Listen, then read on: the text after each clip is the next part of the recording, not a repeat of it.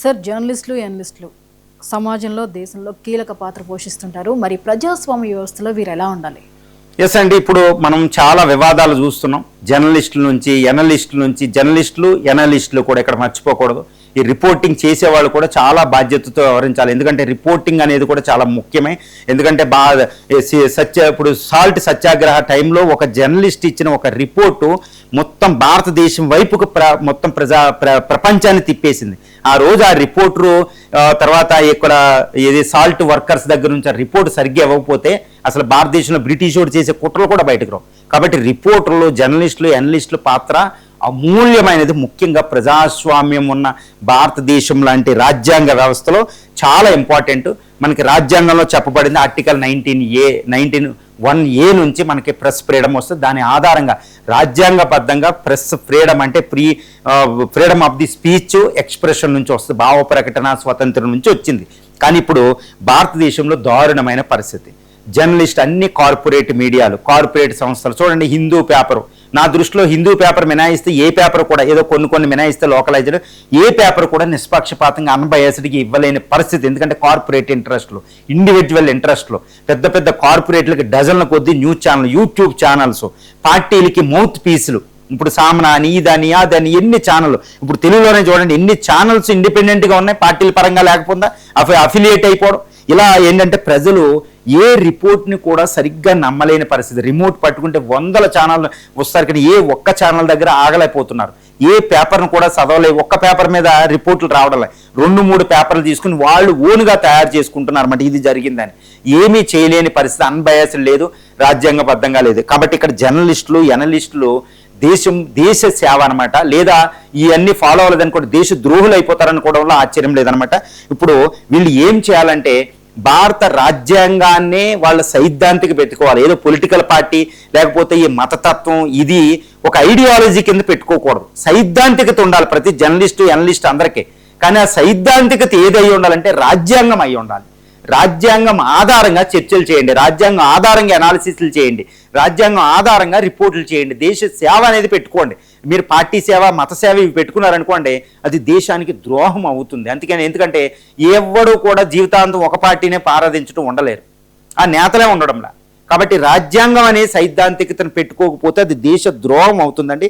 తర్వాత సహజ న్యాయం అనేది ఒకటి ఉంటుంది అనమాట. వీళ్ళకి ఎథిక్స్ అనేది చాలా ఇంపార్టెంట్. ఇంటిగ్రిటీ అనేది అది సహజ న్యాయానికి విరుద్ధం. ఎందుకంటే భారత రాజ్యాంగం చట్టాలన్నీ కూడా ఒక పరిస్థితిని చేసుకోలేదు. చూడండి, నిర్భయ ఇన్సిడెంట్ జరిగినప్పుడు ఢిల్లీలో చట్టం లేదు, ఆ పిల్లని అరెస్ట్ చేయడానికి లేదు. అక్కడ సహజ న్యాయ సూత్రం అనేది ఉంటుంది. ఈ జర్నలిస్టులకి, అనలిస్టులకి సహజ న్యాయ సూత్రం ఆధారంగా చర్చలు కొనసాగించాలి.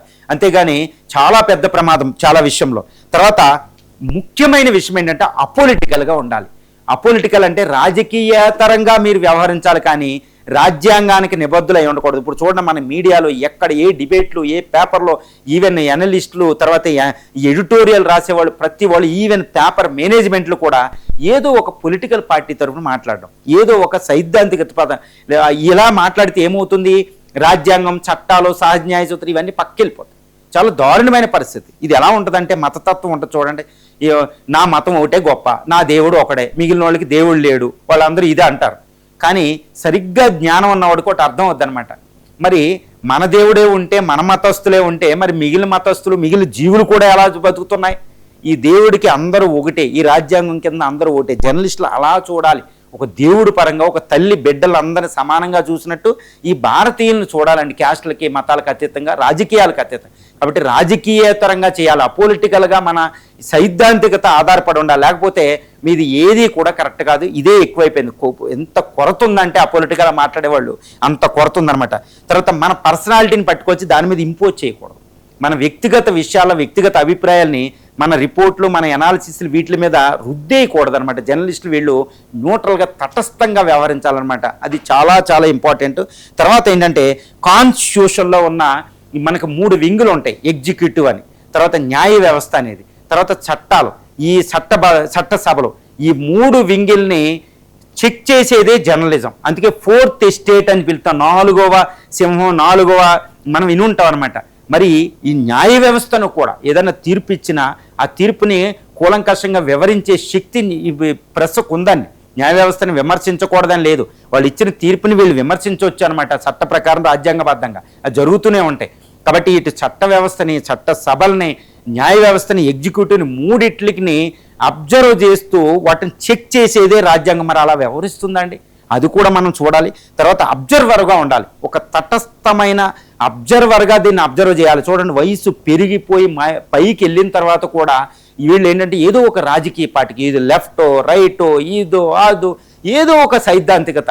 ఇప్పుడు చూడండి, ఇండియాలో ఈ జర్నలిస్ట్ ఏంటంటే ఆయన లెఫ్ట్, ఈయన రైట్, ఈయన లిబరల్ డెమోక్రాట్, ఈయన దీనికి వెస్టర్న్ సపోర్ట్ చేస్తారు, దీని యాంటీ ఇండియన్, ఇలాగే చెప్పేస్తారు. ఎవరికి కూడా ఈయన తటస్థంగా ఉన్నాడని చెప్పడానికి భూతద్దం పెట్టినా దొరుకుతలేదు ఇప్పుడు ఇండియా, భారతదేశంలో ముఖ్యంగా.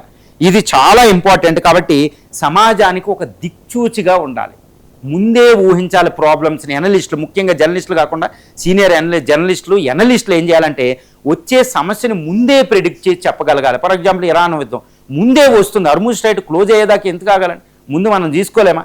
ఈ చూడండి, ఎల్నినో వస్తుంది, మన దాని మీద సూచనలు చేయాలి. మీరు ప్రభుత్వాన్ని తట్టి కొట్టి లేపాలి, దిక్చూచిగా ఉండాలి ప్రజలకి, ప్రభుత్వానికి. అంత శక్తివంతమైన న్యాయ నిర్ణేతల స్థానమే ఈ జర్నలిస్టులు, తర్వాత అనలిస్టులు. తర్వాత ఈ సమాజాన్ని, ఈ కల్చరల్ విలువలను కూడా ప్రొటెక్ట్ చేసే విధంగా ఉండాలి. తర్వాత విక్టిమ్స్ని ప్రొటెక్ట్ చేస్తారు, స్త్రీలు, దారుణమైన పరిస్థితి. తర్వాత ఈ వ్యవసాయం అనేది దారుణమైన సెక్టార్. తర్వాత విద్యార్థులు, downtrodden sections, lower caste people, మైనారిటీలు, ఎంత దారుణమైన పరిస్థితి ఉందో ట్రైబల్ వీళ్ళని మీరు ప్రొటెక్ట్ చేస్తున్నారా? ఈ విక్టిమ్స్ని ప్రొటెక్ట్ చేసే శక్తి కేవలం జర్నలిస్టులకి, అనలిస్టులకే ఉంటుంది. వీళ్ళు ఒక్కళ్ళ మీద దృష్టి పెడితే వెళ్ళిపోతుంది.